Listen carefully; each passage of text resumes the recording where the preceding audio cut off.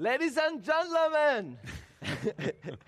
Yeah, sorry, Jeffrey, you are not used to this style of politician. Oh, come on. Ladies and gentlemen. Welcome to Cyprus. We are delighted to have you here. A great mind to teach us about politics. And we have a lot of problems here in Cyprus about politics.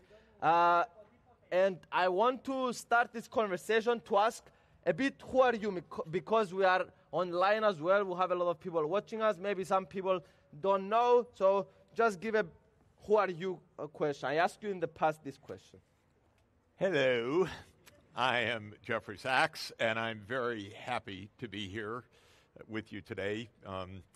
I'm a professor at Columbia University.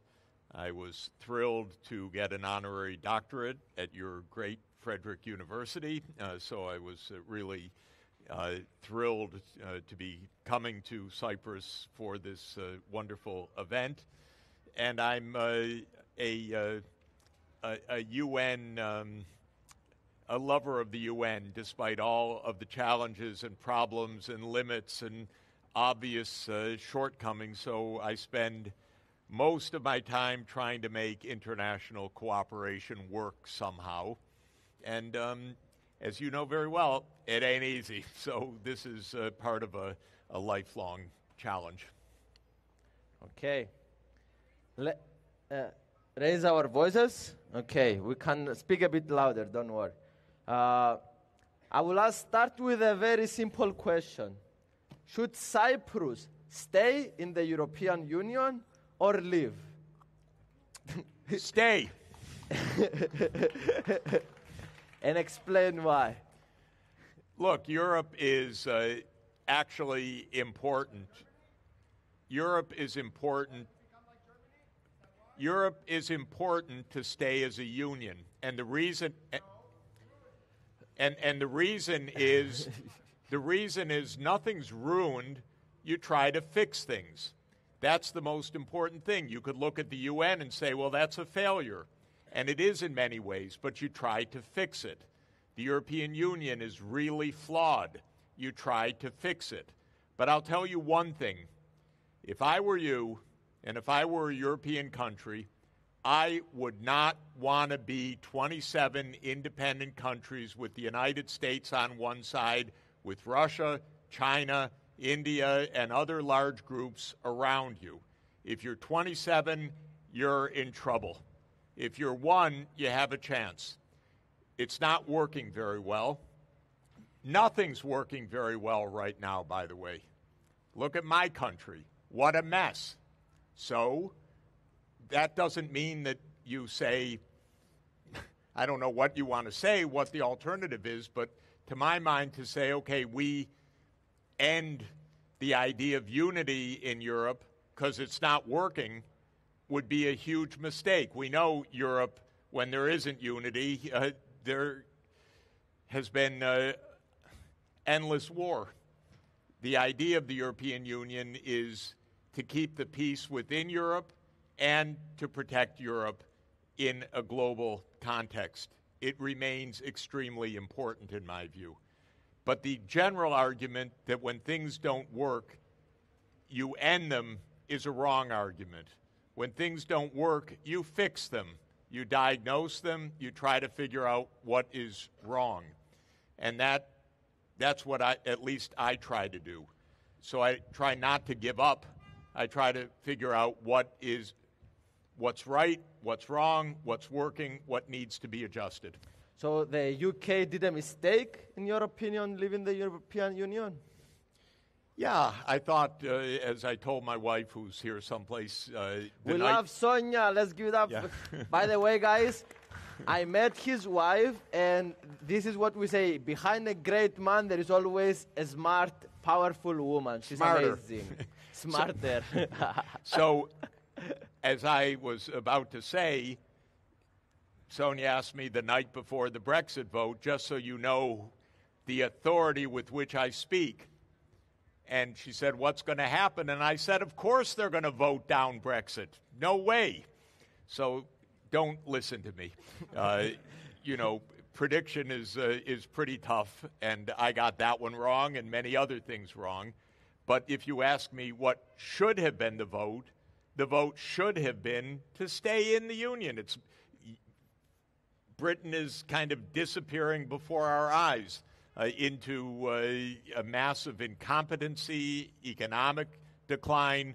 They can't keep the NHS working. It's a mess. So Britain did itself no favor by Brexit.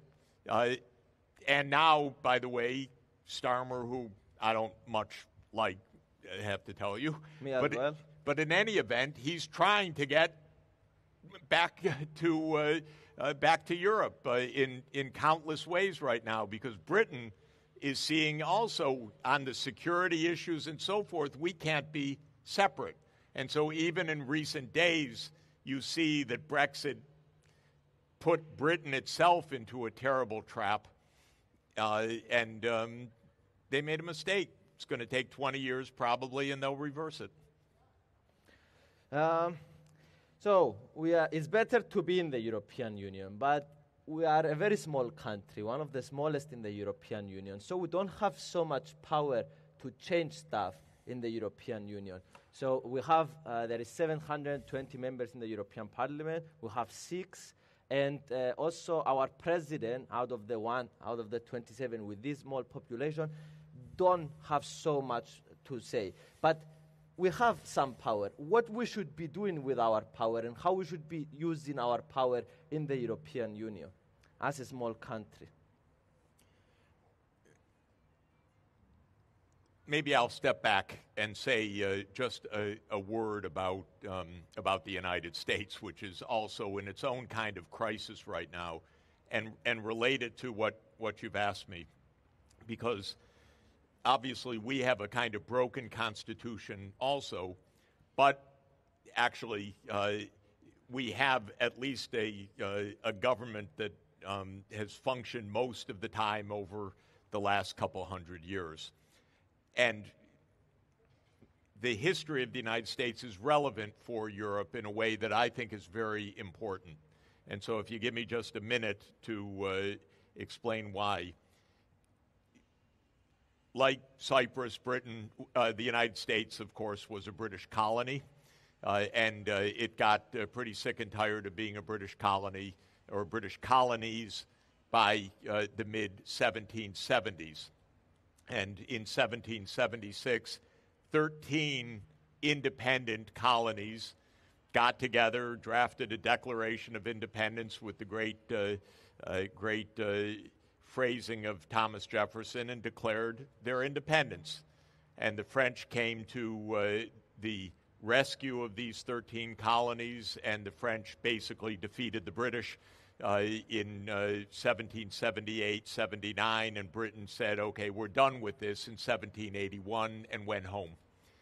And when Britain went home, there were 13 separate countries, not a United States of America, but 13 separate countries, something like 27 European countries. They were a loose confederation, something like the Treaty of Lisbon, by the way, not more. There was no foreign policy, there was no central government, there was no central tax authority, there was no ability to do anything really as a group other than by unanimity. And that was called the Articles of Confederation. It looks not so far from the European Union model, in fact. And in the 1780s, it didn't work, not surprisingly, because now there were 13 independent countries. They couldn't agree on anything. They couldn't raise taxes to pay off the debts from the war that had just taken place. The Spanish were pushing them hard and trying to block them in the port at New Orleans. The British were pushing hard against these new tiny independent states and so forth. And 6 years after independence, they got together and said, this is not working. Actually, one really clever guy wangled the rest of them to a meeting in Philadelphia. And it would be like somebody in Europe saying we need to rethink the Treaty of Lisbon. So James Madison, who was a Virginia politician and landowner, got the rest to send delegates to Philadelphia in the summer of 1787. And they kind of took off from there and wrote a constitution to create a real federal government. And interestingly, they cheated a little bit, not surprisingly, as politicians need to do, because under the Articles of Confederation, you could only amend the Articles of Confederation if you had unanimity. All 13 would have to agree. But this convention was a revolutionary convention. So they said if 9 out of the 13 agree, it applies. In other words, they changed the rules midway. They drafted the Constitution. Eventually, all 13 ratified it. Even the tiniest ones like Rhode Island, the Cyprus of North America, if you want to put it that way, because it was a tiny colony compared to some of the bigger colonies. And they were worried, why should we have a federal government? My God, we're so tiny. But they were given certain prerogatives. For example, 2 senators, just like the 2 senators of Virginia, just like the 2 senators of Pennsylvania. In the lower house, it was by proportional size of population, but in the upper house, as it is till today, every state, big or small, gets 2 votes. But the point for me that's relevant is these independent countries in 1787 figured out something interesting. Like Europe, we better give up some of our sovereignty so that we can negotiate with the Spanish, we can face the British, we can collect taxes inside, we can build infrastructure. They had the idea, if we're 13, it isn't going to work. And they use the expression e pluribus unum. Out of many comes one. And they made a federal government for the first time. Pretty clever. By the way, the Constitution's not working very well right now. That's another very interesting matter because systems get corrupted over time. So the U.S. government's a very corrupt system now. I mean money, campaign contributions and lobbying and so forth. So it's broken in some ways. But still the idea that you think, what do we need for our time? How do we get organized? How do we set the rules that really make sense is good political thinking. And you understand that political institutions need to change over time. I'm in favor of a UN convention like the Philadelphia Convention. So in 1787, 13 independent countries said we better create an effective government. I want the 193 UN member states to do the same thing because we have a charter from 1945 which defines how the UN works, and it's not working right now. It's not keeping the peace. It's not playing its effective role. It's broke. It has no money. It's a little bit like the Articles of Confederation. When you come to Europe, Europe isn't working either in a very effective way. Now, we have a lot to talk about on that because views will differ on that. But my view is you need more Europe, not less Europe. This is very paradoxical for people. If it's not working, why do you want more, you idiot? If it's not working, you should have less. Okay, perfectly understandable. I don't want more for the sake of more. I want more because you need something more, in my opinion. The reason things don't function, in part, is that when everything is unanimity of 27, it doesn't work. When the budget at the union level is 1% of the gross domestic product of Europe, but the budget at the national level is 40%, so there's just one tiny bit at the union level, and 40% at the national level, to my mind, that's a bit doomed to fail. My view is that Europe has fallen behind technologically, which is really surprising because it's 27.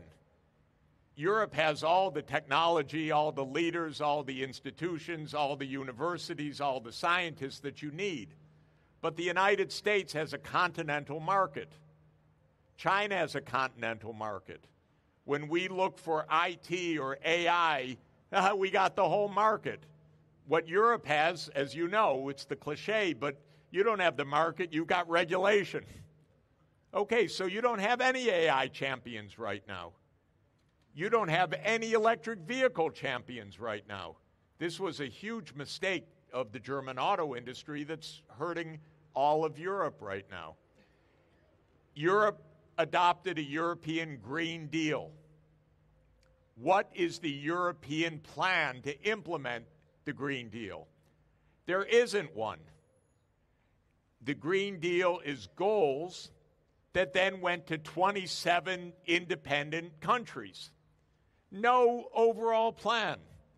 If I say to a leading business in Europe, a big company, what's the infrastructure plan? They laugh at me.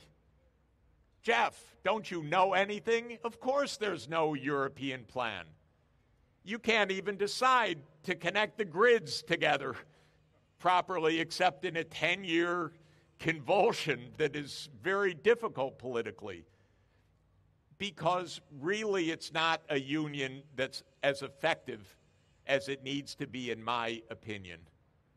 So more of a bad thing is not a better thing. This is true. But what I'm saying is more effective in a world of giants where you have Russia on one side, you have the U.S. on the other side. And by the way, the U.S. is more likely to invade the EU than Russia is. Because Russia has denied that it's going to do it, but the United States has said repeatedly it's going to do it. I'm not joking. When the United States, our president says Greenland is going to be part of the United States, don't think it's a joke. It's incredibly vulgar, but it's not a joke. So you have real issues, actually. And that, from my mind, requires a kind of unity to think through the technology, the infrastructure, the role of AI in society, which is quite fundamental. Why is the world's leading lithography chip manufacturer, which of course is the Dutch company ASML, why is it governed by the United States, not by Europe? Pretty amazing. Who tells ASML what to do? You think the Netherlands government does? No. You think Brussels does? No. Of course it's the United States of America. That's a mistake. And so this, to my mind, is why you need more unity. By the way, you can disagree, but I'm talking right now. It's okay. No, I know. I'm just saying it's fine. Okay, so just to summarize what you said basically some ideas that we need less regulation, we need to have diplomacy, we need to be careful from United States. So the question was what our politicians should be doing. So our politicians, to summarize your answer, should be working towards what you describe. Yes. Even if we're small, even if we don't have that much impact, we need to be working towards this, what you described. Of course, what Cypriot politicians need to do, first of all, is look after Cyprus. This is obvious. But look after Cyprus in a context of Europe and in a context of the world. And there's one other concept that I find very, very useful. And it's actually embodied in the European idea. It came from the Catholic Church originally, but it's called subsidiarity. And the idea of subsidiarity is, let's get real. We need governments at all levels. We need a global government, that's the UN. We need a regional government, that's the European Union. We need a national government, that is the government of Cyprus. We need a local government, that is the Nicosia City Hall where we are right now. You have governments at all levels. The idea of subsidiarity is put the governance at the lowest level you can, where that level of government can actually do what it needs to do. So we don't want the UN running the local school system. We want the local government running the local school system, or running the local clinic, or keeping the potholes cleared up on the city streets, or making the sidewalks passable, or making the parks beautiful. That's not the job of the UN. On the other hand, the city of Nicosia cannot solve the global climate crisis. It's impossible. If you made your You own... underestimate Nicosia. I don't want to estimate you at all. And I will tell you one thing. If the weather that we had was what we create just over our own heads, the climate crisis would be solved.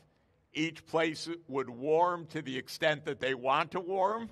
They would stop. They would take care. You would control your own climate. If it was getting too dry, you would turn the dials. Maybe we should have some more solar power, a little bit less gas power, and so forth. The problem is, as you know, the climate is driven by the carbon dioxide in the atmosphere. And when you put some CO2 into the atmosphere by driving your car that is a petrol engine, burning the petrol, putting the CO2 up, in 30 days, that CO2 can be anywhere in the atmosphere. The scientists call it uniform mixing. So the atmosphere doesn't care where the CO2 comes from. It all gets mixed to create the global climate. That means we cannot solve the global climate crisis except with global government, dare I say. That's a term that's evil in the United States context. Global government, Mr. Sachs? Are you a globalist? Of course I'm not a globalist in this awful sense that people think. I don't want the UN telling you what to do, how to live, what to eat, and so forth. But when it comes to saving the Earth's climate, I want a global, effective arrangement. And we might need this with AI as well. And we're going to need this. We need it with nuclear weapons, ladies and gentlemen. We need it with all powerful technologies. I'll tell you a sad truth, also a little surprising. And I have to admit, what I'm about to tell you is only 99% sure. But my view, based on very extensive work over the last 4.5 years, is that COVID came from the University of North Carolina, which is the leading researcher on beta coronaviruses, working with the U.S. government on a set of grant proposals that identified putting in the viral change that created SARS-CoV-2. It's a grim truth. It's ugly. It's been hidden from view. The reason I mention it in this context is we don't have any global governance that is effective right now to control the manipulation of dangerous pathogens like the manipulation that created the pandemic. And when it happened, and officially it took 7 million deaths, but probably if you count all of the deaths associated with COVID, it was probably closer to 20 million deaths. Even when that happens, it's never properly investigated. It's covered up. It's hidden from view. This is a big claim. It's the first time that I Yes. hear it. Can you tell us a bit more about this? How and why? And Yeah, and I didn't want to divert except to say we need global government to keep us alive.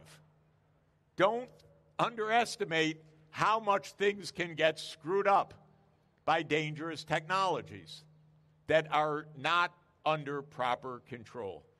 Just a word about this because, honestly, I've spent I don't know how much time over the last 4.5 years with learning from others because I'm not a scientist. I'm a pretty assiduous researcher, but I depend on what the scientists have helped me to understand.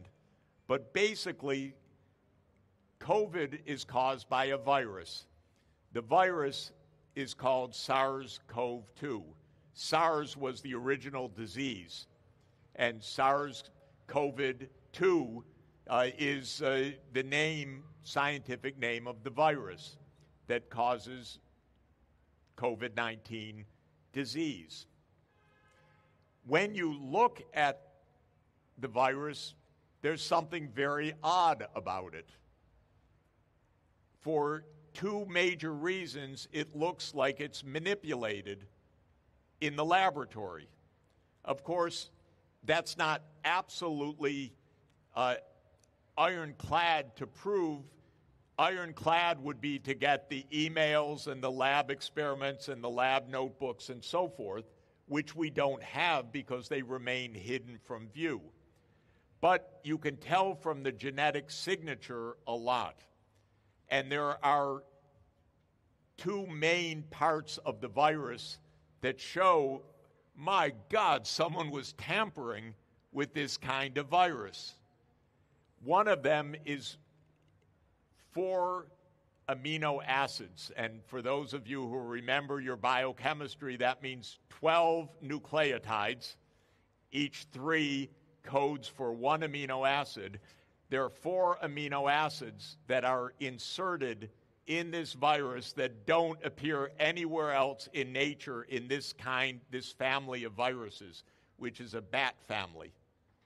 And in the research proposals for many years, scientists at University of North Carolina and some other places had the idea of putting in that sequence to do certain experiments because they knew that if that sequence is put in, it's called a furin cleavage site, it makes the virus most likely much more transmissible and dangerous to people. So they were studying that. It was never seen in nature, but the idea was, maybe if we put it in, it becomes very dangerous. And you can find the documents explaining that's the experiment we want to do. Now, there's a lot more that can be said, but the point is, because of people who leaked information, because of Freedom of Information Act, because of people who talked, we now have a very good record of what most likely happened. Not for sure, but most likely. And what most likely happened is that our government, the U.S. government, funded research to put this furin cleavage site into this virus with the strange idea, ladies and gentlemen, of creating a vaccine for bats. What they wanted to do was to have something that could be put into the air in caves in Southeast Asia that the bats would inhale and then make the bats immune to new infections by these beta coronaviruses. It sounds wild, and it is. But the idea was that American soldiers fight in Southeast Asia, and they could get sick from these viruses transmitted by the bats. So we should create vaccines against bats. Honestly, only the U.S. Department of Defense could come up with this. Honestly, I'm telling you. But it's not atypical. It's really how the government of the United States operates.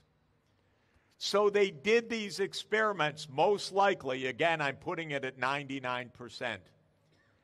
And then they tested it on the bats that the U.S. has in captivity in the government laboratory in Montana. And the virus worked. It was transmitted in the bats. But there was only one problem, ladies and gentlemen. The kind of bat that the U.S. has in captivity isn't the kind of bat in Southeast Asia. In Montana, they're called Egyptian fruit bats.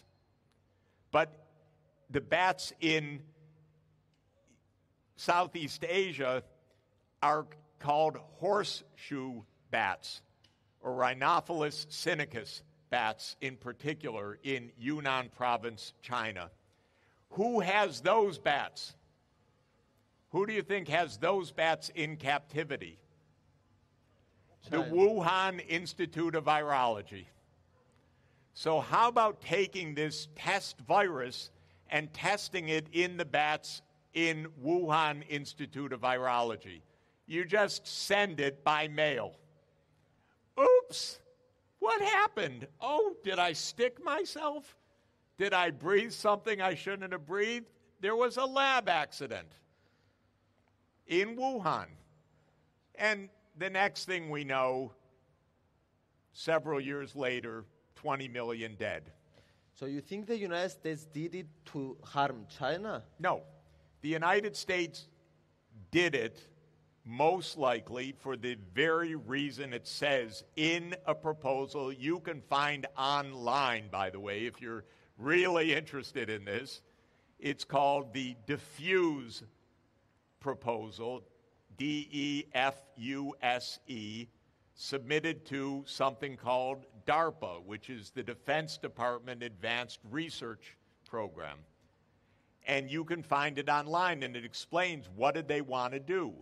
They wanted to make it safe for American fighters in Southeast Asia, not by harming China, but by protecting bats from infection. Okay, honestly, pretty weird. But when you're rich, you can do a lot of weird things. And that's one of the weird things the United States did. And incidentally, when the virus appeared,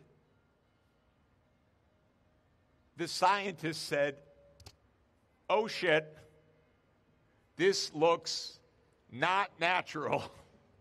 Something bad probably happened. And they said that on February 1st, 2020, in a private phone call of the top scientists that was then released by a Freedom of Information Act. And you know what? 4 days later, those same scientists wrote the first draft of a paper saying, this came from nature. That's called a cover-up. So this was the next step of this. You know, we got diverted. So out of stupidity is the answer. Out of stupidity this happened. Out of stupidity this happened. Oh my God, the world's ruled by stupidity. Okay. So but by the way, in a very fascinating way, the science is genius, brilliant. The scientist who most likely made this is the world's greatest scientist on beta coronaviruses. He's a genius. You know what he can do? You know that a virus is a sequence of DNA or RNA material. So it's like letters, A, G, C, C, and so forth. 30,000 of those base pairs. This guy is so smart, he figured out if you give him the list of 30,000 letters, he'll turn the letters into a live virus. That's genius. So in this sense, the world is ruled by genius, except not genius in what you do with this genius. Idiocy with what you do with it. And the same is true with nuclear weapons, by the way. To come up with the nuclear armaments required the greatest scientific genius of our time. The Los Alamos invention of the atomic bomb was led by 12 Maine, but hundreds of the leading physicists in the world. Brilliant, complete genius. But then it went to the U.S. Army. A little different. To a general who said, well, why don't we bomb the Soviets? Because that's a different matter. That's not genius. And so we have a big problem in this world. The science is way ahead of us, way ahead of our governance. The AI is genius. And it took basically from the 1950s till now, it took about 70 years to bring about where we are right now in so many breakthroughs of science. But who's governing this stuff? Donald J. Trump. Good luck. That's our problem. I know you started saying about this COVID stuff because you are afraid to talk about the Cyprus problem. What? Okay, 51 years ago, Turkey invaded Cyprus, and we have a big problem here in Cyprus. It's been a lot of time since we're trying to solve this. So how do we move forward? How do we solve this? Do you think it's possible? Oh, that I can answer easily. Yes, it's possible. It's possible because of a simple fact. Conflicts are lose-lose propositions. Wars are not win-lose propositions. They're lose-lose propositions. When this island is divided, the Turkish Cypriots lose, the Greek Cypriots lose, Turkey loses, Europe loses, the world loses. Everybody loses. There's nothing won by having a wall in between two populations. That's a losing situation. So when you have a situation that is lose-lose, it is true that there can be a win-win. What is hard in life is win-lose situations, when somebody's taking something from somebody else. That's hard. And when you're in direct conflict over a resource, that can create, obviously, generally, I should put it actually a little bit more carefully. Most conflicts over resources actually are lose-lose because both sides clash, both sides lose, nobody wins out of the conflict. And that, I think, most accurately reflects the situation here, and it reflects the situation in Ukraine, and it reflects the situation in most places in the world. We don't get to the win-win outcomes for actually lots of obviously very complicated reasons because of fundamental differences of understanding of the situation, because of beliefs by one side that they can win, defeat the other side, that usually is a absolutely erroneous idea, but arrogance plays a huge role in the failure to reach solutions.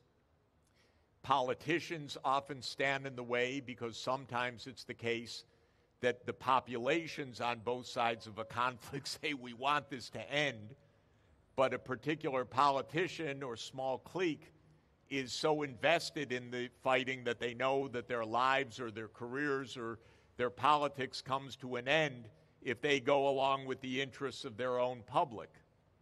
I believe that, and this is a complicated subject, we can talk about it, and what I'm going to say will annoy many people probably, but I think Zelensky is like that, by the way, because I believe that the big interest of the Ukrainian people and the big desire of the Ukrainian people is to end this war now. But, yeah, it would be the end of Zelensky's time as president, certainly, if that were the case. And so I believe that this becomes a very personalized issue. One of the reasons why an area where I agree with Trump, most of the time I don't, but an area where I do agree with him is what he's doing to try to end the war in Ukraine is very simple for him. He says, this isn't my war, this is Biden's war. I don't want to have to live with that burden around my neck. And Biden would not change his position no matter how much the facts on the ground proved all his suppositions wrong, because these individual politicians don't like to change even when the broad publics want something different. So you asked me the question, is there a solution? I would define a solution as being an outcome that is better for both sides than the current outcome. Does that exist? I'm sure that it exists, because everyone's paying a price right now. No doubt, both sides are paying a price right now compared to what could be. So that means, in my opinion, that there is a solution. If I knew more, I would tell you exactly what it is. But I would tell you that, in principle, in most conflicts in the world, they are driven by either completely erroneous beliefs, so beliefs of grandeur or beliefs of victory that are unjustified, or they're driven by politicians that don't represent the interests of the populations that ostensibly they are leading. And this, I think, is a pretty much true of conflicts throughout the ages. I'm going to ask you a bit more. I'm not satisfied with your answer. Okay, we're just getting started. Yes. I'm going to bring a lot more pragmatic perspective to the conversation. For example, I'm a member of the European Parliament. We have rules, regulations, and all this stuff that we vote.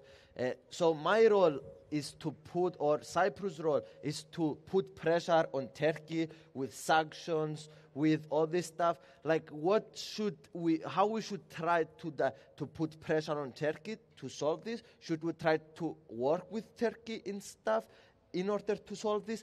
What should be our stand, kind of?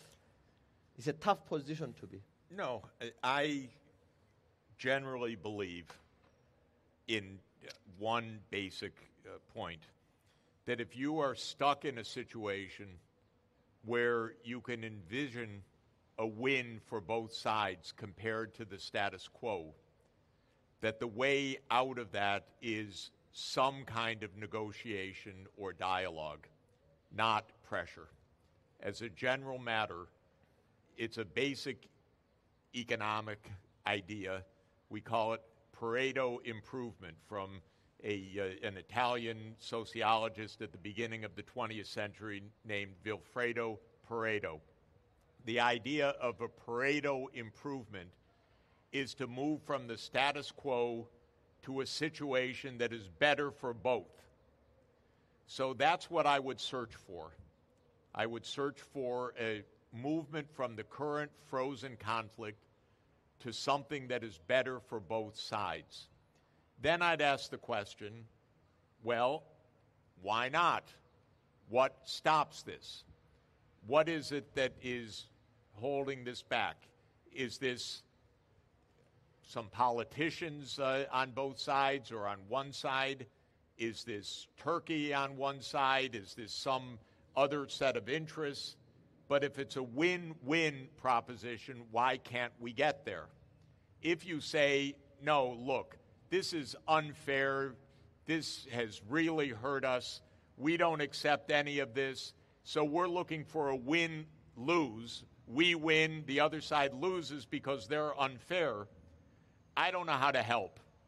That's your business.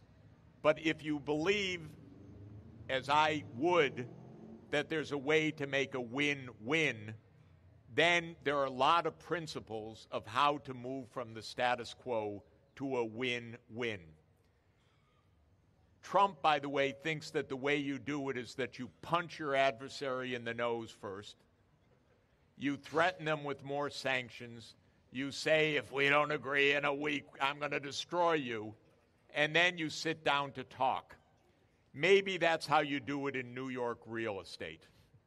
I don't believe that that's the right way to do such a thing. I believe that you can have two different ways to do this. One is that you find a mediator, and you have someone help to mediate. And you go back and forth, and the mediator comes to your side and says, so what is it? And then they go to the other side and go back and forth. And if they're good mediators, they say, I'm beginning to discern a win-win. Here's some ideas. And you see whether you can move forward.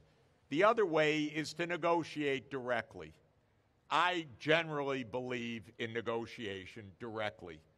To my mind, negotiation is low cost and often surprisingly high outcomes. And one of the reasons is that, again, you'll say I'm simple-minded, maybe I am, but when you negotiate, if you treat the other side with respect, that goes a huge way, actually, in reaching an agreement. You may not like them, but if you're a good negotiator, you will treat them with respect, with dignity, you'll listen, and maybe actually really listen and learn because, oh, I didn't know that, or that's an interesting way of thinking about it. I never thought about the problem in those terms. And that, even experimentally, ladies and gentlemen, shows huge results. In my field, we study game theory. That is strategic interaction. And one of the principles of game theory is there are certain kinds of games where the outcome is likely to be lose-lose and where you can get to an improved situation compared to the outcome. One of these famous games, which some students may have studied, is called the prisoner's dilemma. And you end up in a lose-lose, but you could actually, therefore, have a Pareto improvement, a win-win compared to the status quo. And then we've tested, not we, the economics profession for 50 years. How do you get to that win-win? And you know what the answer is, surprisingly? The simplest way to do it is to let the two players talk with each other. Even if it's not binding, just discussion says, oh, yeah, we could get to the win-win. Let's do it. Okay. And then even though one could cheat on the way, they actually 90% of the time arrive at the win-win together. So this is one of my gripes about Europe and Russia right now. I'm ducking your question again because I know less about it. But when it comes to the Ukraine-Russia war, how many times has President Costa, the head of the European Council, met with President Putin? That would be 0. How many times has your High Representative Vice President, Kaja Kallas, met with her counterpart, Foreign Minister Sergei Lavrov? That would be 0. How can you have peace? How can you expect to reach an agreement if you're not even talking with the other side? You can't. All that happens right now is from Brussels is lightning bolts, anti-Russia, Russophobic lightning bolts. They're going to invade Europe. They're going to destroy Europe. They're going to be in Paris. We need $800 billion of armaments. My advice to you is before you spend $800 billion on armaments, make a phone call first.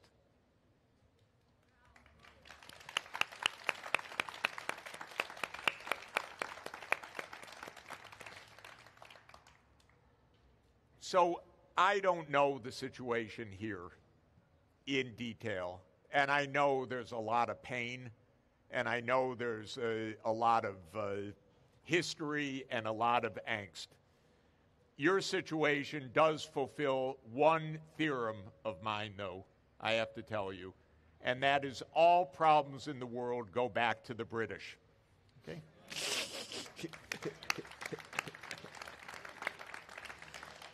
That's true in Gaza, that's true in China, that's true in Pakistan, India, that's true throughout the Middle East, that's true here.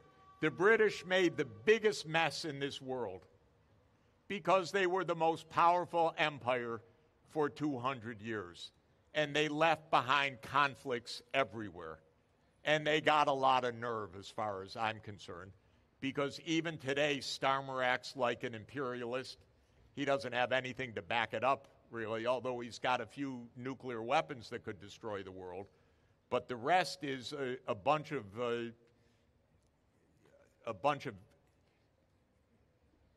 imperial nostalgia, let's say. Grand empire wannabe. But in any event, you fit that mold.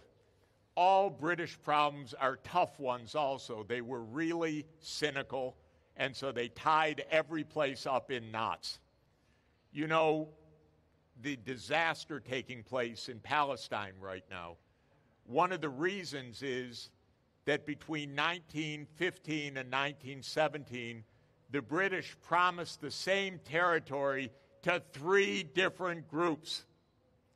So first, in the McMahon communications, the British promised it to the Arabs. You fight with us against the Turks, it's yours. Then they negotiated the Sykes-Picot Treaty to say to the French, it's yours. Then in the Balfour Declaration in 1917, they said it's a Jewish homeland. This is British. Three times of land that wasn't even theirs. So this is where the problems originate. Now you need to disentangle all of this. But by the way, the history of this island is probably about the most complicated history in the whole world. I'm not kidding you. I don't know of another place where every single empire has been here. From the Persians, the Greeks, the Romans, Byzantine, the Umayyads, the Ottomans, the French, the British. And why? Because this island is so beautiful, so strategically located, so productive. Everyone wants it. I want it. You know, that's why I'm here.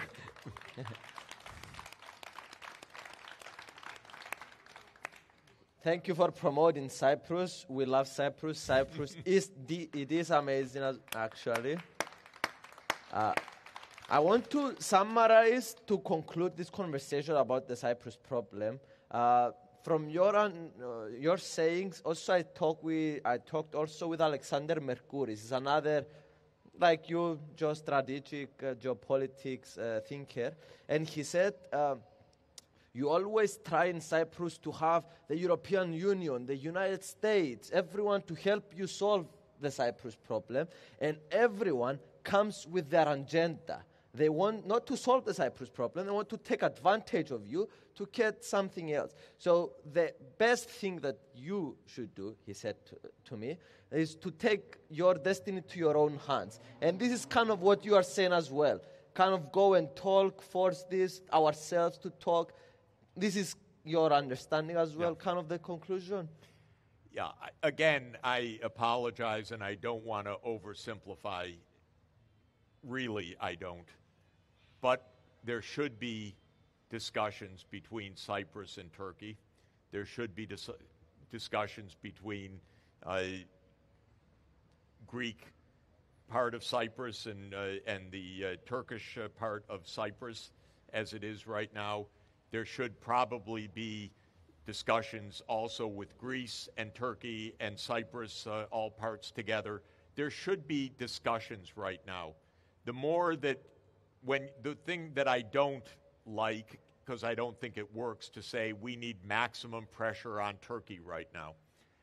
I think there should be dialogue right now. There should be analysis. It's not in Turkey's interest to have a divided Cyprus. It isn't.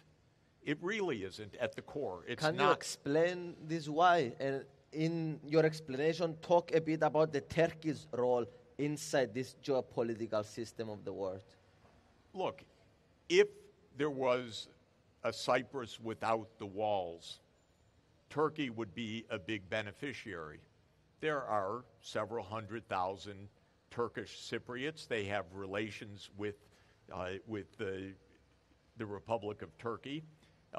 Turkey would do a lot of business and a lot of trade.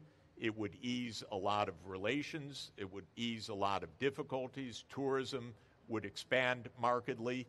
There would be many, many benefits. Issues about the energy system in the Eastern Mediterranean, cooperation on the climate challenges in the Eastern Mediterranean. Everything would be a lot easier. There would be more prosperity, there'd be more tourism, there'd be more business, there would be more solutions to regional problems. People would be happier on both sides of the current divide. So, to my mind, that's why I say this is a win-win situation. When I see a win-win situation, I like to talk to the other side. Of course, I've spoken at length with Ukrainian officials, but I've spent a very large amount of time speaking with the Russian officials about this. On that crisis, they have real points to make. We don't even want to hear them. Our newspapers don't report them. Everything is unprovoked violence coming from one side. This is false. And we ban even the media. And when you go to talk, you learn something about this. So, again, I apologize for sounding simplistic, but what I would do is say, look, here's how everyone can be made better off. And I would speak to the counterparts in Turkey and say, well, what about it? What's wrong with that? And they may give you an answer, well, we don't trust this or we don't trust that. And then you say, oh, but that can be solved in the following way. Yeah, but what about that? Oh, but no, you don't understand. We could do this. Oh, that's what dialogue is, honestly. Dialogue is trying to figure out what's on your mind. You know, it could be, oh, it's a complete clash. There's nothing to talk about. Life almost is never like that, by the way, except among extremists. For most people, life isn't like that. For most people, life is, we could actually move forward in a better way that would make me happier, would probably make you happier as well.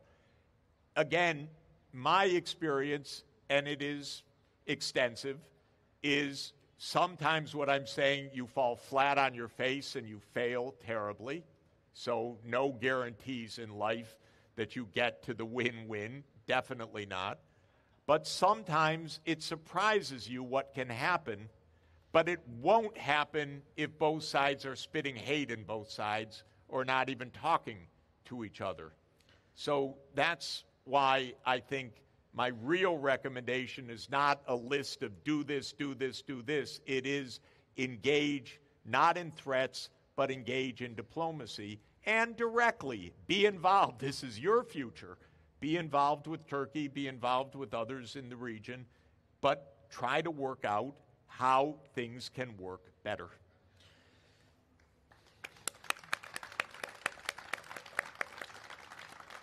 When there is club, it's like people listening. So they like what they're hearing and they're engaged. So it's very cool. So let's talk a bit of what you are very comfortable talking about, which the U.S. president and leadership, they decided, they signed a deal, mineral deal with Ukraine. And immediately after they signed it, they walked away from the conversation kind of in Ukraine. What's your thoughts on this? Let me ask you a question, ladies and gentlemen. Did you read that we signed an agreement? Yeah. Did you read the agreement? No. Okay. How weird is this?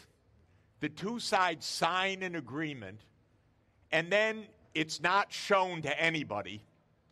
And the newspapers are so stupid or corrupt or in the hands of the government that they don't even point out that they don't see it. I can't believe it. It's like when you read the New York Times, it's like having your thumb in your mouth, like being a 3-year-old.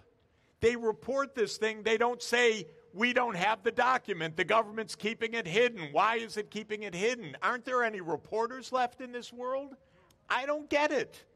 Honestly, we don't even know what is in this document. So if you ask me about it, the first thing I would say is, you have this crucial agreement and it's secret? That's not acceptable, period. Period. Second, my guess is it's a bunch of nonsense, is my guess. I doubt that anyone signed away anything, frankly. I don't know. But if I had to guess, it's a bunch of nonsense that in 2 years you'll never hear of again. Because there's so much baloney. I can't use the words I really want to use. There is so much baloney.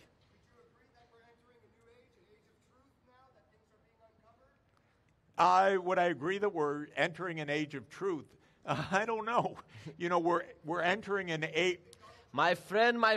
Wait a minute. My you friend, ask a question. we are going to have time for everyone questions. Because you are loud doesn't mean...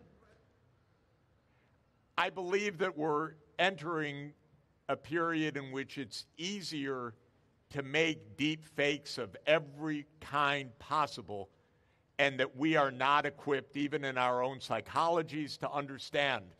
So many things are faked right now.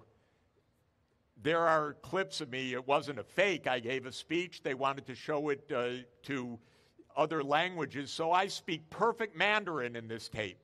And then I speak perfect Italian. Then I speak perfect French, perfect Spanish. And the mouth is perfect, by the way. You'd never know that this is the world we're going to get in. And they're going to do malicious, very dangerous things where we're not going to know what's true and what isn't true. And I know, by the way, you know, many people, there's many websites with my name as the website that I have nothing to do with. I don't actually pay attention to it, I have to tell you, because I don't have time.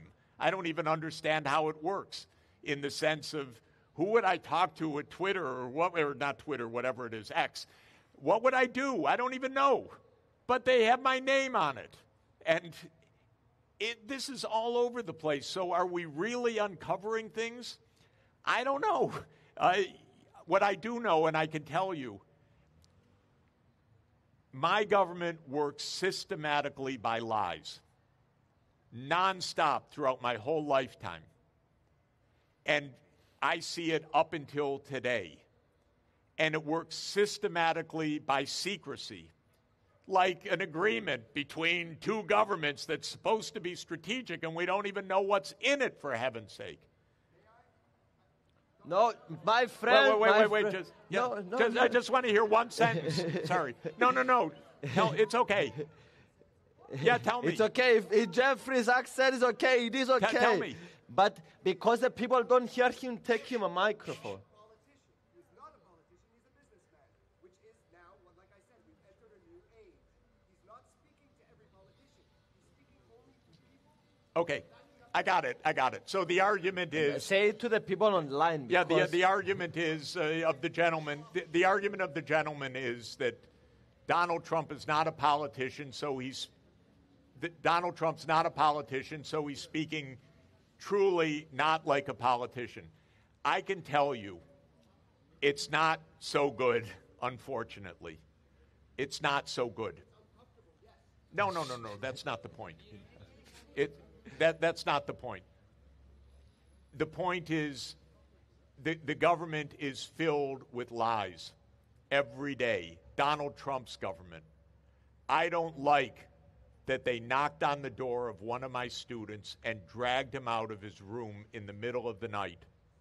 And he's been in detention for weeks in Louisiana without a judicial warrant because the U.S. government claimed that he's a threat to U.S. foreign policy. He's my student and he's a permanent resident. He happens to believe that the Palestinian cause is just. So do I. That's not a reason to drag a student out of his dorm room in the middle of the night with his 8-month pregnant wife and to lock him up for recent weeks. That's a lie. That's not a truth. The administration claimed that my university, Columbia University, is an anti-Semitic institution. That's absurd. I'm a Jewish professor there, and so is a lot of the faculty and a lot of the students. There's nothing anti-Semitic about protesting what Israel is doing, by the way, by students. That's not about anti-Semitism. That is about politics of a state. It's not about a religion. It's about what I regard as a massacre going on in Gaza. Okay, so we're falsely charged on these things. And the tariffs, this is also wrong. Donald Trump declared an emergency of a trade deficit, an emergency. Excuse me, the trade deficit has been a deficit for 20 years. That's not an emergency, that's a matter of public policy. That doesn't give you, one person, the right to overturn the trade system. That's a lie to call it an emergency. That's an abuse of power. So I don't see the U.S. government behaving responsibly.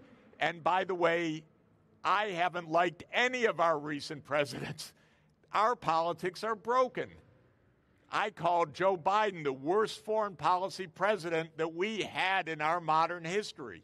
And Donald Trump's doing a better job than he. Okay, that's true, because he's trying to end the war in Ukraine. I don't like the fact that he's given Bibi Netanyahu pretty much a free hand in Gaza. That's disgusting to me. So I don't give a blank check to anybody. I don't consider any politician above criticism. And I don't believe most of what the U.S. government says to me day by day, no matter who it is, because we have an institution that lies and that is corrupt. So that's my problem.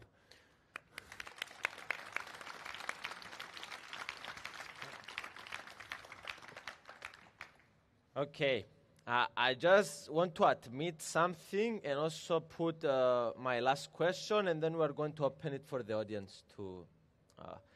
It's very beautiful for me. I'm very grateful because a lot of the stuff that I'm voting, a lot of the stuff that I read the books of you and Messheimer, I saw a lot, 10,000 hours of your talks and all this stuff combined with So this is where my learning came from since 1 year that I became a politician. And it's very beautiful to me that you are here with all the people, probably a lot of the people that voted for me, and we are doing this. This is very, very beautiful.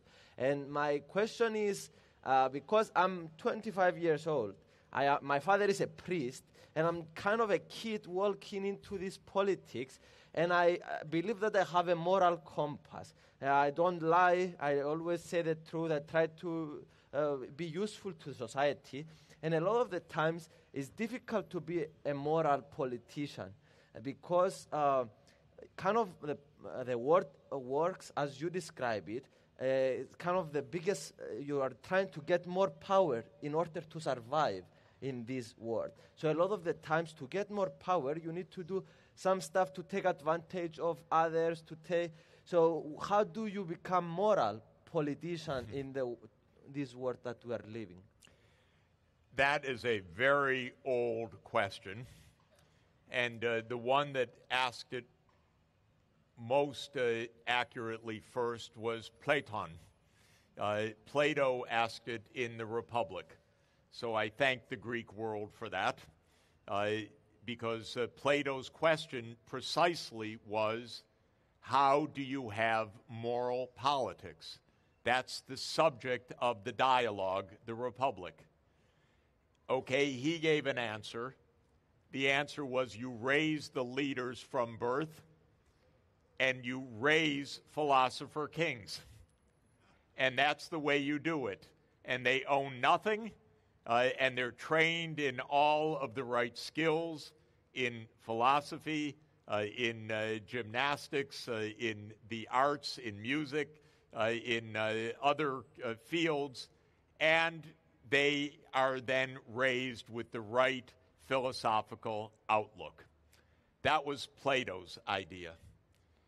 He had a student who I really like. Socrates! No, Aristotle. Oh, oops. He had a teacher, Socrates, Okay, but he had a student, Aristotle. And Aristotle is my favorite philosopher of all in the world, because Aristotle invented almost everything, but he wrote the first book of scientific ethics, if I could say that, called the Nicomachean Ethics. And it's not only the first book of ethics, it's the greatest book ever written. Now, the Analects of Confucius are wonderful for their wisdom also, but in terms of the idea of a rigorous argument of rational basis of ethics, I would put Aristotle's Nicomachean Ethics as the number one. Now, in the Nicomachean Ethics, Aristotle tried to teach us some basic ideas. And one of the most important ideas was to find the middle ground between deficiency and excess in our behavior. So he tried to teach what the Greeks called, I don't know if you would use the term today, but ancient Greek term for it is arete, excellence. But we translate in philosophy, at least, arete as virtue. So it's both virtue and excellence. And what it means is an excellence of the soul. And that's what he was trying to propound.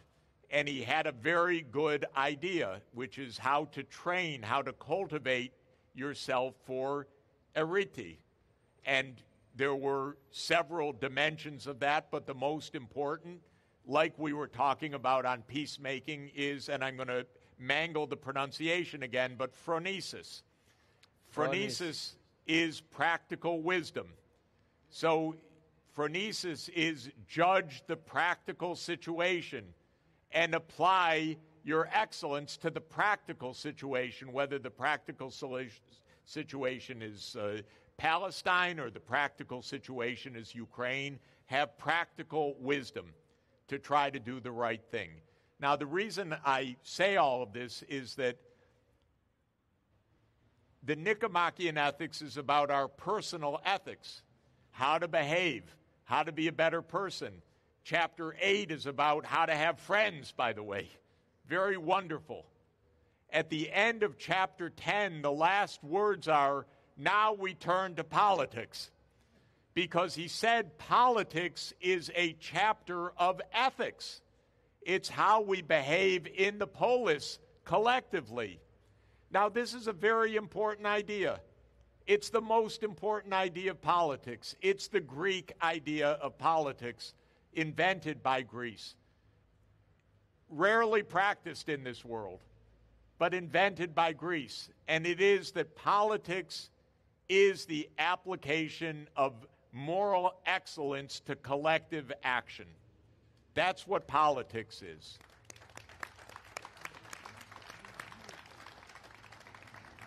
And the idea is that if we were 2,400 years ago, we'd be standing on the Areopagus, just beneath the Parthenon, and we would hold up our cards or we would be debating, but we would be out there to apply our collective excellence. And that's what politics should be. Machiavelli had a completely different idea. Machiavelli is raison d'etat, and you, the prince, are the state. And so you can lie, you can cheat, because power is your end. If not your end, it's close enough to your telos. And so we dropped the idea of ethics in politics somewhere along the way. Yet the core of politics is ethics for our collective lives together. So the idea that I want to be an ethical politician is a completely Greek idea.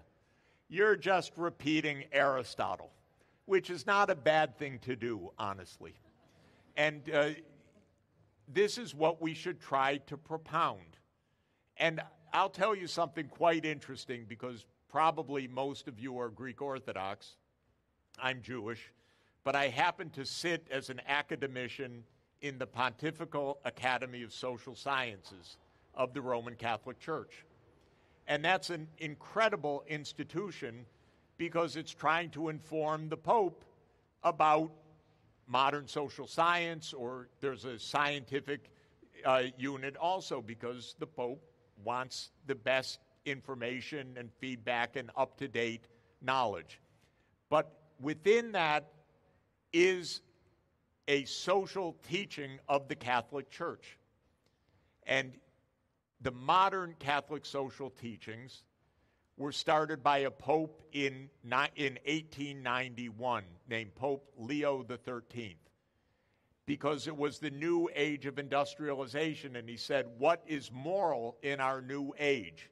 So he wrote a papal encyclical in 1891. But who was his favorite philosopher?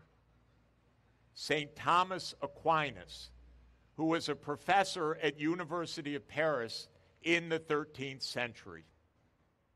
And who was Aquinas' favorite philosopher by far? In fact, he called him the philosopher. That was Aristotle. So when the Pope speaks about the Catholic social teachings, he's to a great extent speaking Aristotle. And when the Pope teaches about statecraft, how states should relate to each other, how government should relate, it's Aristotelian. It's amazing. So you should be very proud, first of all, because this is a tradition that goes 2,350 years, nothing less than that. And it is the greatest philosophical tradition. And the idea is that politics is ethics. The fact that you have to ask the question is how far we have strayed from the most basic knowledge in this world, that of course politics is not just about power games. Politics is about how we live together collectively in a way that makes sense. So we should be applying phronesis. We should be applying justice. We should be applying temperance. We should be applying bravery or fortitude, Andrea in the ancient Greek. Andrea. I never knew how to pronounce any of it, but I know how to read it. And the idea is these are the excellences that we need for our world today. So this is a very, very good idea. In my view, the whole world depends on this Greek virtue ethics to come back to life, to be applied. And so your question turns into an answer. I'm a politician, therefore I'm an ethicist. I can't be a politician without being an ethicist, because a politician is someone who applies ethics to the polis. How do you pronounce that? Polis. Police. Polis. Την πόλη, ναι, πόλης. Okay, so that's my polis. view. That's what you should do.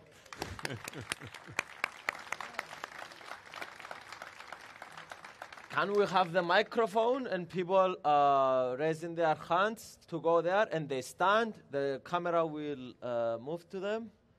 Okay. Isn't it very beautiful here? It is in the center, in the heart of Nicosia here. The sun is going down. It's the sunset. It's very romantic. Yeah. The weather is so nice also. Hello, Professor Sachs. My name is Christoforos Michailidis. I am from the Russophile International Movement. I want to ask you a question. A little bit away. Away. I want to ask you... Not so close to your mouth, a little there. I want to ask you a question about Cyprus. What is more cost-effective in long term, Cyprus to join NATO or Cyprus to join BRICS? Very interesting. Okay. So, Interesting question. I personally, well, first of all, let me just explain one thing. In 1991, if anyone had asked me, nobody did, but if anyone had asked me, I would have said, now it's time to end NATO. Why? Because NATO was established in the late 1940s to defend against an invasion of Europe by the Soviet Union. Now, I don't think such an invasion was going to come. I think there's a lot of misunderstanding about the Cold War in general. But be that as it may, in 1990, Mr. Gorbachev, who I advised on his economic team, and I regard as the greatest statesman of his era because he was a man of peace, which is incredible. He unilaterally disbanded the Warsaw Pact military alliance. He said it's over. I can tell you another interesting thing. I was the lead foreign advisor to post-communist Poland. And they made a merger of government in the middle of 1989 of the Solidarity anti-communist movement and the Communist Party President Jaruzelski. They made a merger. How did that merger come about? Gorbachev put it together. He told Jaruzelski, you should take those nice people from Solidarity, bring them into government. So we had the chance for peace. We had the chance for peace. The Soviet Union said, we don't want any more of this Cold War. We just want normal relations. What Gorbachev said is we want a common economic home from Rotterdam to Vladivostok. When Chancellor Kohl of Germany said in November 1990, now Germany can reunify. And that would end World War II, actually, in 1990, because there was no peace treaty after World War II. The United States and Germany said to Gorbachev, if you agree to German reunification, we will not take advantage of you. We will not move NATO 1 inch eastward. This isn't a myth, this isn't a story, this is a reality. And you can see Hans-Dietrich Genscher, the German foreign minister, on video saying exactly this and explaining it in February 1990. Okay, what happened? What happened is Germany reunified and the Soviet Union dissolved in December 1991. And Russia became what's called the successor state. It basically took over the UN seat and the treaties and the other obligations of the Soviet Union. What did the United States do? It immediately cheated, because my government cheats, because it's an imperial power. That's what empires do. So it immediately said, we start NATO expansion.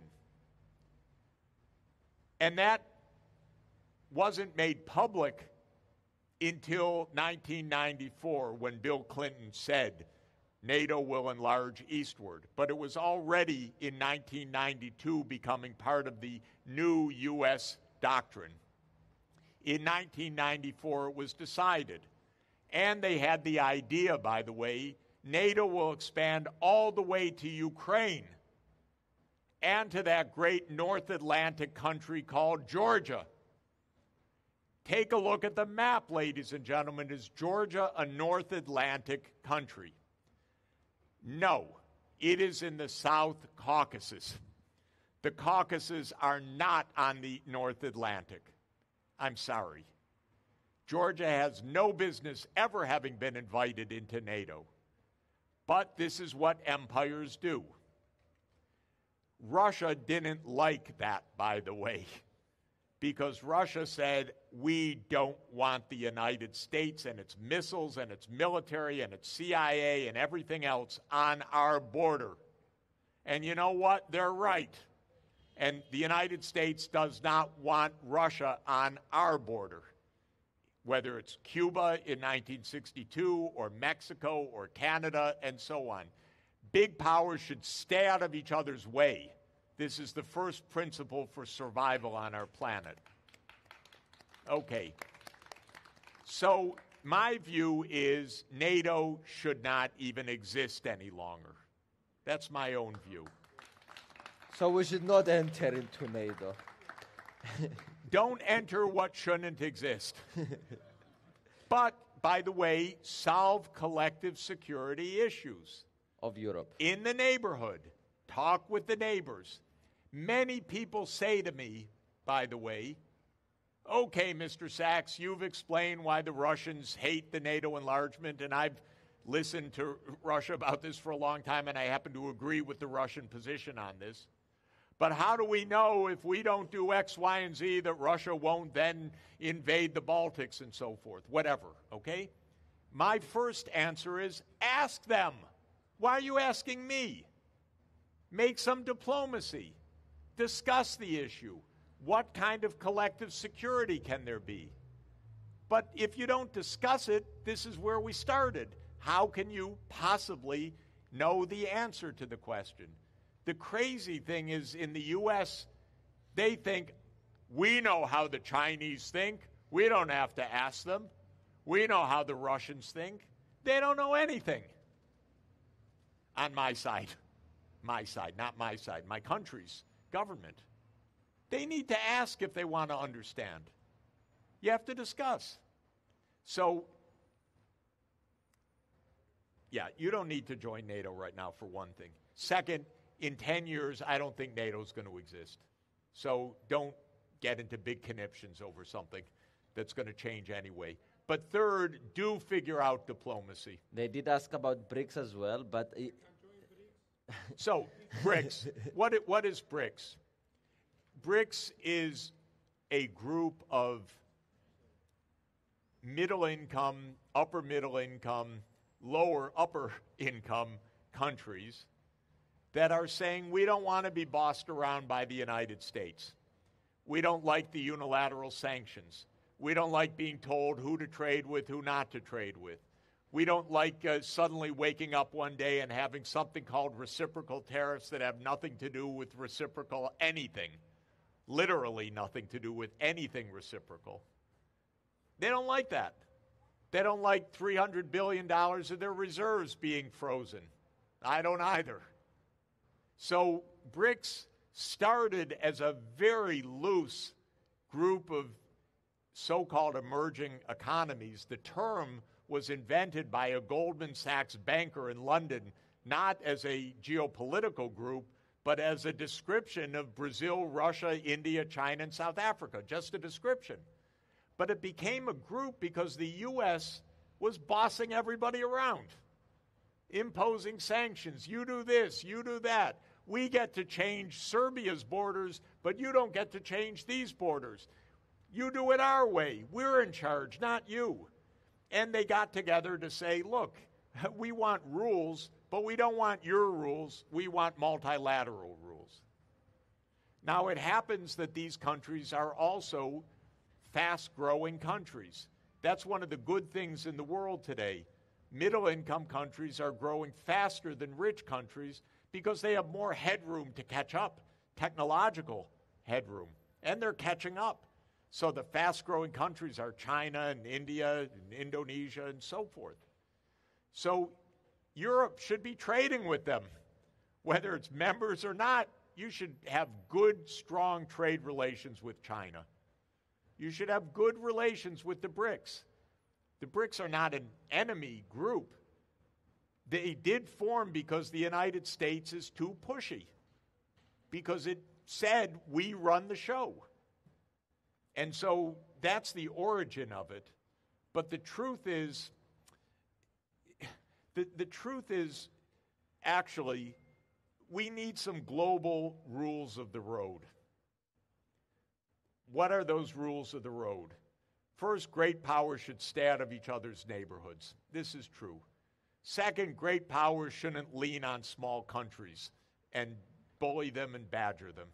And there's no reason for that also, because small countries don't threaten the big countries. So the United States shouldn't be dictating to other countries or calling Canada the 51st state or saying we're going to take back Panama or we're going to invade Denmark in Greenland. This is not proper behavior at all. We shouldn't be doing any of that. Third, by the way, all foreign military bases should end, and they should go home everywhere in the world. And from Cyprus, the British. There's a longer list, but I'll stop there. Yes, bring the mic to the next person. And while we bring the mic, I want to say that in a week from now, there is the Victory Day in Russia, and we are going with a group of members of the European Parliament, like 10 people. Also, our mutual friend Michael, we're going all there to show that not everyone from the European Union don't want to negotiate and engage in diplomacy. Yeah, and by the way, can I say something about this? Because you're right, absolutely, to go. But look, the Soviet Union lost 27 million people defeating Hitler. Half of the people died from 27 million people.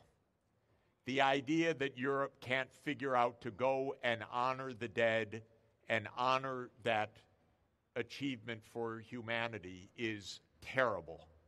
Terrible.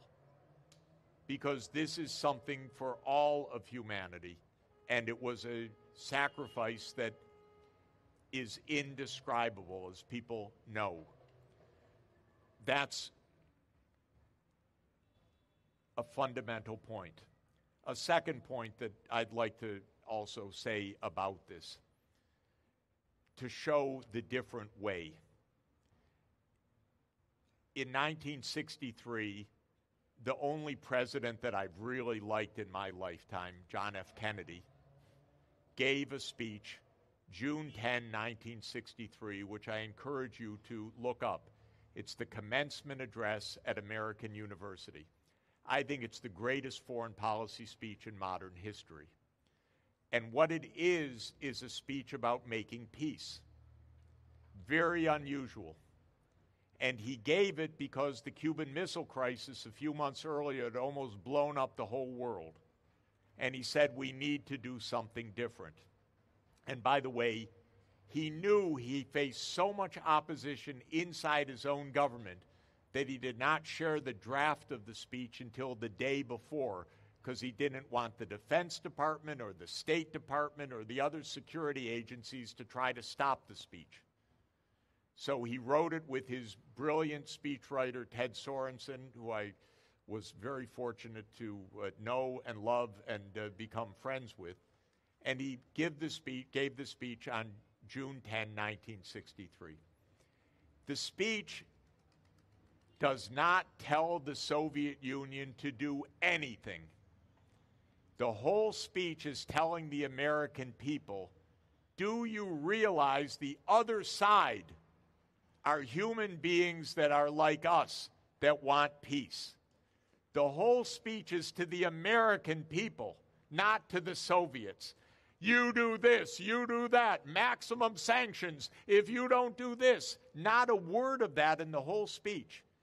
It's to the Americans. We must rethink our own approach.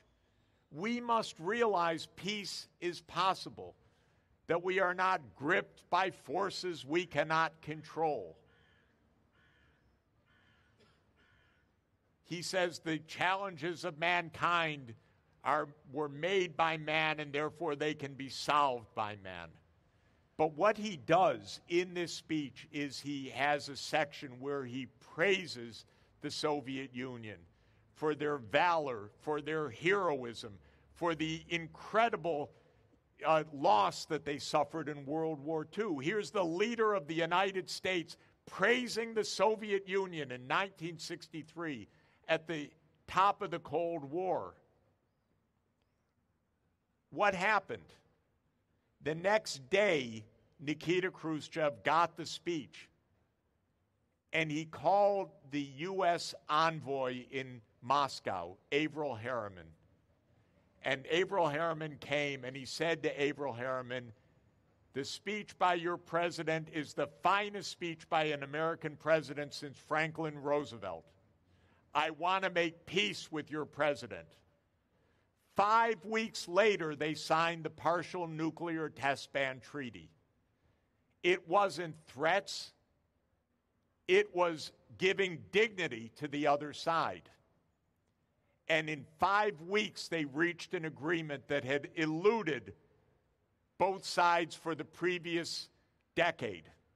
5 weeks it took. Then, most likely, forces inside the U.S. government killed Kennedy for this. That's the grim truth. And that's another lie that has been kept secret. And the files that President Trump released recently add to the evidence that this was a government conspiracy, because it adds evidence that the CIA director of counterintelligence had a long, detailed file on none other than Lee Harvey Oswald in his office for years. And this wasn't some crazy loner that they just discovered. This was someone that was in some way part of the U.S. intelligence something. Now, that's hours more to discuss, but my view is they killed him. That's what happens to peacemakers often. But the fact of the matter is that the way you got the peace is you showed dignity to the other side. So Europe should get its act together and get to Moscow to praise what the Soviet Union and the Russian people did in the Second World War to defeat fascism. And thank you for going. The microphone. Who is talking? Well, oh, yeah, speak. The camera on here, is it? Okay, good. You have a question, but we need sound also. Hi. Woohoo! I had a question to go back to the security discussion before the Cold War thing. Regarding Cyprus specifically, how can, and regarding the British that you talked about before, how can the Cyprus question slowly turn into getting rid of the British bases in Cyprus? Yes, I agree. Yeah.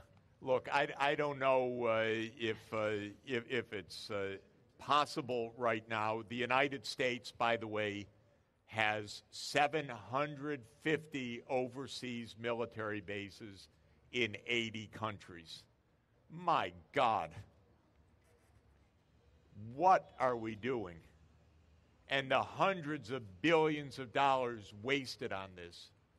But the damage that this causes, because any place hosting military bases of the United States, you don't sleep too well at night, frankly, because they create trouble, or they're used for wars. They're used for wars in your neighborhood also, these bases and so forth. So we're far from what I'm saying, but I think it's the right principle. The right principle is first to recognize we don't need these bases. This is not giving the world security. It's not giving Cyprus security. It's not giving the world security. It's creating all of these confrontations of major powers that could blow up the whole world. I hope that the United States can somehow begin to understand this. Maybe Donald Trump will. When Donald Trump says, I don't know about NATO, he's on the right track, actually. That's not against Europe, that's for Europe, by the way. NATO, U.S. and Europe is not helping Europe. You may think it is, but diplomacy with Russia would be a lot more secure than what you have right now. What we have right now is we came close to a nuclear war in the fall of 2022. By close, I mean perhaps 25% or 30%. That's the inside estimates of the U.S. government, reportedly. This is insane, insane to be anywhere above tiny, tiny, tiny fractions of 1%. This is the end of the world stuff. So all of this way that we talk about security now does not make sense. And I was just reading, the endless stream of things. American Enterprise Institute. It's a right-wing, or whatever, center-right, but in America that means pretty right-wing institute, and it's how is America going to win the Cold War against China? And I looked at this and I said, this is so nuts. What is this Cold War? We don't even have a Cold War. Why do we have a Cold War? What are we supposed to win against China? This is crazy, but it's so deep in the mindset that everything's against somebody else. It's not even true. China's just trying to have its development right now. It's not trying to do anything else, and China's not about to invade the United States. This is nuts. So there is no Cold War, but it's taken for granted. It doesn't say, is there a Cold War? Should there be a Cold War? Will there be a Cold War? It's how to win the Cold War. So this is why we have military bases all over the place, because we're not run by sensible people. We're run by a security apparatus that is not sensible. And it's not about security, it's about power. Enough of the power. We need security. Security comes from talking to each other, not from military bases. So we should try to remove the military places, or is dangerous to remove them because we are going to go against that strong? I would politely invite them to leave.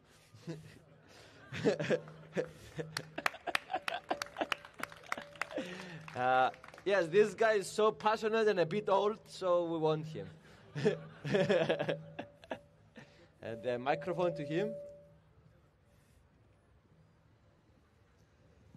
Thank you very much, Professor, for such an insightful, valuable information you shared with us. Thank you. On your suggestion that we must find a win-win situation with Turkey, I very much agree.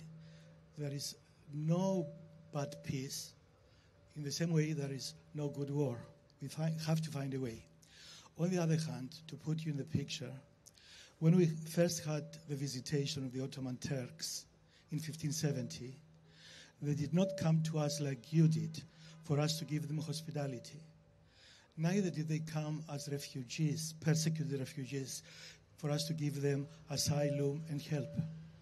They came to kill, smash, and take. And in just 3 days, when they scaled the walls of Nicosia near here, they killed 20,000 people and took away 10,000 as slaves. And they came to repeat the same thing in 1974. And now they threaten us to do much worse things to us if we don't succumb to the horrendous demands. So can you please tell us, under what conditions and circumstances can we find a win-win situation with the Turks from Turkey? Yeah. With the Turkish Cypriots, there is no problem. We have a similar genetic makeup, and many of them are ex-Christians forced into Islam. We can find a way with them. But what about the Turks from Turkey? Yeah. Thank you very much.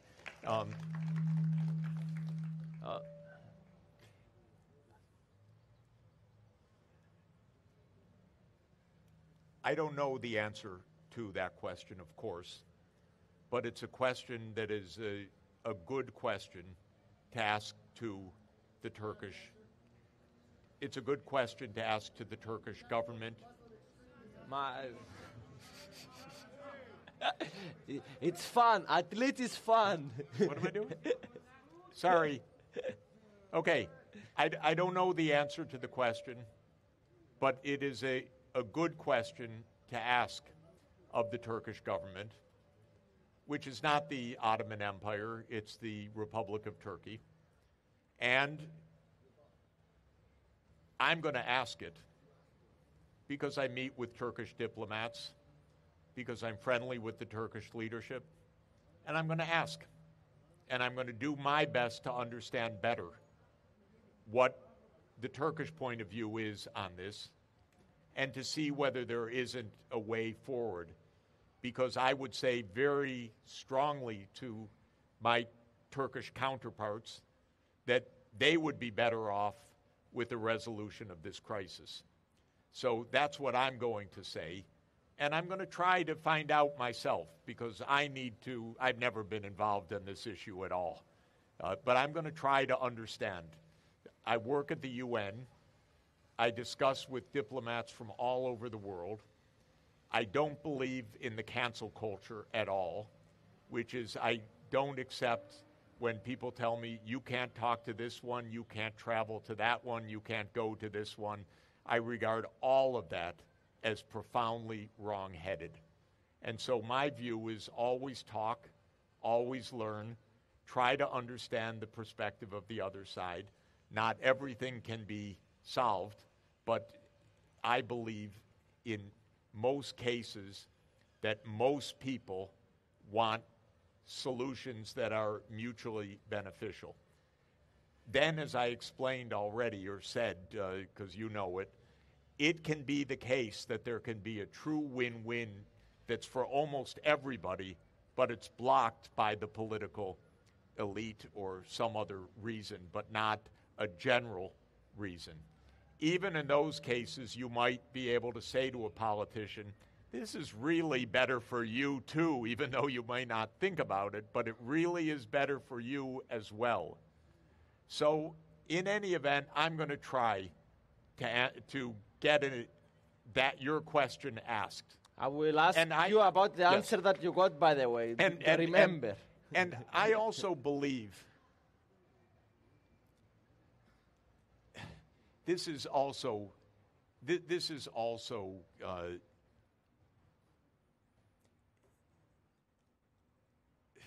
a little complicated, but Turkey is not the Ottoman Empire. Germany today is not Hitler's Germany. If you always say, we remember X, it's possible on that basis that one can lose sight of the present and the future. And this is really important. We shouldn't be trapped by history. We should try to understand history, but we shouldn't be trapped by history. There's the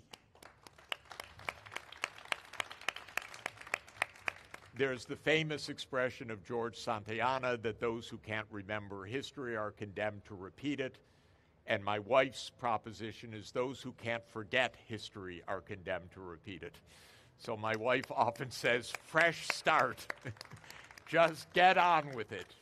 Be practical.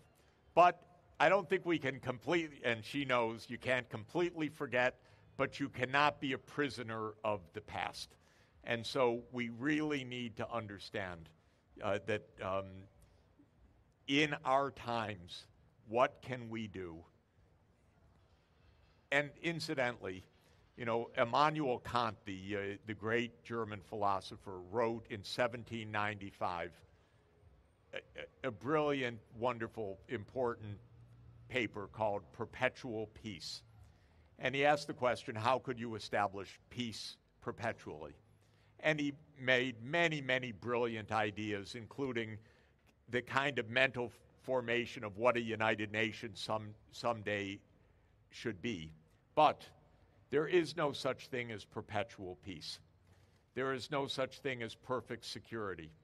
There is no such thing as a perfect answer to any situation. There is no such thing as a complete victory. None of this in our world exists. That's for another world. But for our world, everything is a bit imperfect, and everything we do has to be, in a sense, about us in our time and thinking about our children and our grandchildren. And it can't be, we need the answer that's perfect forever, because we'll never find that. And so that's why I'm always looking also for, isn't there some practical answer that's going to be better? And that's usually why I think if we stick at the pragmatic level, it's not perfect, it's not entirely fair, it doesn't answer every issue, but it's not bad, and it's better for both sides. Okay, maybe we can do that. Okay. We have another question, and then I will ask the last question and we end it. There is, some water. You want some water? Yes, he wants. Thank you. He gave it to him, so can we have some water? Yeah. Okay, ask the question. We apologize for the rest, guys. We love you. Hello, Professor. It's nice to see you in person. I have two questions. Do you think the 3% fiscal deficit limit from the Maastricht Treaty is still justified today? And what's your view on a centralized euro budget funded by Eurobonds and backed by the European Central Bank? And what do you think of Keynes' Bancor proposal? And could it be a valid alternative to the current dollar-based international trade system? Okay, I didn't catch the first exactly. I didn't The first one was about the 3% fiscal deficit limit from the Maastricht Treaty. Oh. And if it can be replaced, and what's your view on a centralized euro budget funded by Eurobonds and backed by the central bank? A centralized... You can answer only the second. You okay, can we answer said the one. second one only, it's fine. Okay, yeah. I'm not sure I caught everything, and I'm not sure I even know exactly some of the current debate. But let me say a couple of things about fiscal policy. In general, don't run up debt too high. It's a real thing. And the United States has a budget deficit of 7% of GDP right now, and it's a mess. And it's not good to be trapped in that. I'm not so impressed with this idea of $800 billion of arms build-up. Again, I wouldn't do anything on arms build-up without diplomacy taking the front position first. On fiscal rules, rules are not bad. Sometimes they have to be broken in extremis or in a crisis. So the 3% fiscal rule, it's got its arguments. The truth is the following, though, for Europe. Europe is a quite heavily taxed economy in general, European-wide. It's between 40 and 50% of GDP. In France, above 50% of GDP. The United States is 30% of GDP. We're too low in taxation, actually, because we don't even provide health care for everybody. It's disgusting, actually. But Europe doesn't have room for more and more taxes. It really doesn't. It's a heavily taxed economy. So in this sense, I don't love the idea of Europe just spending more. I tend to be progressive in income distribution and in public investments and in education outlays and so forth. And I think Europe does a good job of that, by the way. I think it does the best job in the whole world. This part of the world is the fairest economy in the world. It's got the lowest inequality in the world. It's got the highest coverage of social services in the whole world. It's got, in my view, the best quality of life in the whole world. Wow. It's got the highest life expectancy. I was not expecting this answer. It's got the highest life expectancy in the whole world, several years longer than the United States, for example, which is a much less fair society. But you don't have all that much room for maneuver because you're already at pretty heavy tax loads, and I wouldn't add much more debt on top of this, and I don't think there's any freebie that Europe has that it can pile on new spending. And I don't love, I really don't like, we got to build the military like crazy. By the way, one thing, please, please, please, do not spend more to buy arms from the United States. Okay? They're arms dealers, my government. That's one of their major jobs, is to just sell overpriced weapon systems. That's one of the key jobs. If you're going to have an armaments industry, and you should have one at some scale, do it yourself. You get technological spin-off from that. It also spins off to the civilian economy. Almost everything in the digital economy in the United States, the semiconductor systems, the internet, it all started with the military, by the way. All of it. All of the microchips of the 1960s was NASA and the space program.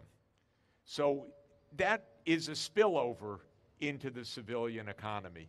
So just don't do it to please Donald Trump to buy his armaments.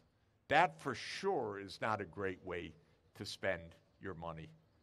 And don't go overboard, put diplomacy first. You'll find out it's really inexpensive, and it saves a lot of grief. I think you were asking me about the monetary system also?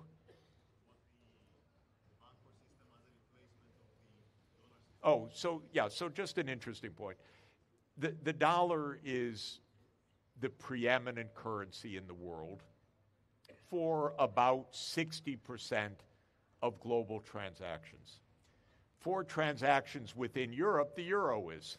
So you don't use the dollar for intra-European transactions by and large. But for Europe to the rest of the world or other countries, the dollar still remains the main currency. Just as a quick reality check, I think this will change markedly in the next 10 years with a much smaller role of the dollar, a much larger role of the renminbi, and a larger role for other currencies as well. And there are three basic reasons for that very quickly. One is the U.S. economy is becoming a smaller share of the world economy as other countries grow faster. That's number one. Second, the United States has an obnoxious habit that Europe has fallen into as well, and that is grabbing other people's money. If you want people to use the dollar, don't take their dollars away. This freezing of the Russian balances is absolutely illegal and counterproductive because, believe me, it tells the Russians, don't use dollars. Duh. So this will absolutely speed the shift to other currencies. And the third reason is we're entering a digital currency age where you don't need an antiquated system like the SWIFT clearing system to make settlements. We're going to have digital central bank currencies. We're going to have other settlements that are much more efficient. So my view is the dollar will play a much smaller role in 10 years. When it comes to this question, should Europe confiscate the 300 billion in Euroclear in Belgium in order to finance a continuation of the war in Ukraine? The answer is no. It's a terrible idea for two reasons. One, the war in Ukraine should stop. It shouldn't go on.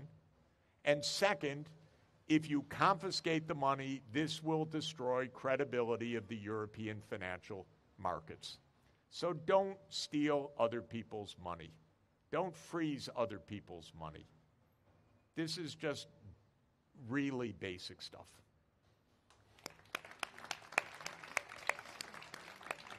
And now, as we come closer to the end, I want to ask you, how did you find your time here in this event?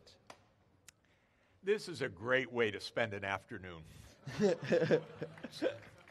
So I suggest we come back tomorrow at the same time and continue our conversation. And with this guy, it's likely to happen, by the way. Give him a big hand.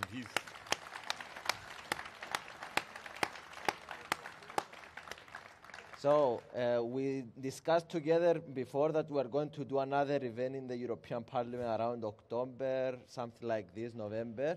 I will ask you what's the news. You spoke to the the Turkish officials, and what did you hear back? So, and I will inform them. Don't worry, we hold you accountable. That sounds good. Because there is cameras here recording as well, if you don't forget. And we want to say a big thank you, but before we have food here, guys. And because Jeffrey is traveling all over the world and is very used to this event, he did all these hundreds, maybe thousands of times. We don't want to spend too much of his time here. He's not going to take too many selfies, but in return we have food and drinks and all this stuff.